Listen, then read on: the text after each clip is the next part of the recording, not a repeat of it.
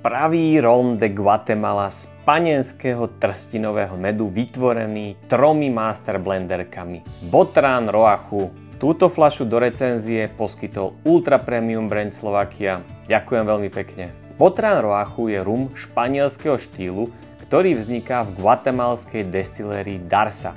Tu sa inak vyrába aj známa Zacapa. Najprv sa 4 až 5 dní fermentuje sirup z trstinovej šťavy, ten sa potom destiluje na kolóne a následne rum zreje 8 až 20 rokov v dynamickej solere v nadmorskej výške 2300 metrov. Tu je priemerná teplota 14 stupňov Celzia, anielský podiel odpareného rumu len 5% ročne, oproti typickým 8 až 12%. Zaujímavé je použitie sudov, v ktorých rum zreje. Je ich až 5 a sú to klasické, následne stredne vypálené sudy po americkej whisky, sudy po sherry Oloroso, po portskom Tavny a finish je v sudoch po červenom víne Roa del Duero zo španielského Burgosu. Poďme rum vyskúšať.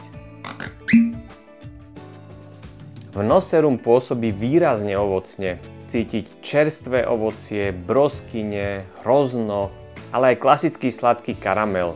Vôňa je pomerne výrazná, intenzívna, sladká a veľmi príjemná.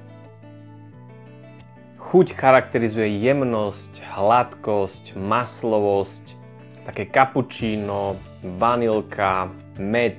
Menej výrazné sú chute ovocia, trošku cítiť čerešne a broskyne. Často na moje rumové degustácie chodia vinári, ktorí nezvyknú piť silnejšie destiláty. Botran Roachu je niečo, čo si dokážu vychutnať aj tieto kategórie pôžitkárov a neodrovná im chuťové poháriky. Ahoj!